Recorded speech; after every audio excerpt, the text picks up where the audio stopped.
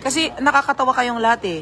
Yun na lang, ang dami na yung nagsasabi na accept mo na lang na wrong choice of words. Accept niya rin lang ninyo na hindi nyo rin lang tinignan yung konteksto nung pagkakasabi ko. Diba? Kasi ang tinignan nyo yung pinost ni Dog Whisperer. Pero did you read the whole video beforehand? No. Ano ang tinignan ninyo una? Yung post. You judged immediately. Without looking at the context, di ba? Yun eh.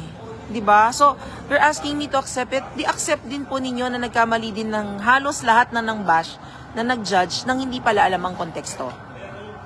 So, before you ask me to say something about it, then accept also the fact that na-play din kayo ng ibang tao.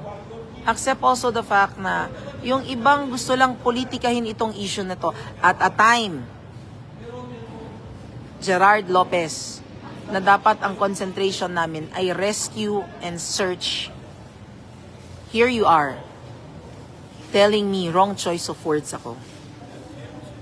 Diba? Oo. Kasi ayaw mo rin tanggapin yung totoo. Kayo nga sinasabi ng ibang tao dyan, mayor napapalitan. I accepted it. Sumakit ba loob ko? Hindi. Pero yun din yung reality eh. Ang animals napapalitan. Yun po ang reality eh. Lalo, buhay ang usapin.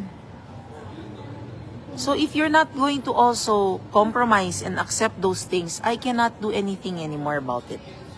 Diba? If you keep wanting to judge me for a word na you think is so wrong, go ahead, judge me. But that is going to be unfair because mas madami akong nagagawang mabuti sa mga sinasabi ko kesa sa mga sinasabi ninyo sa akin ngayon. Period.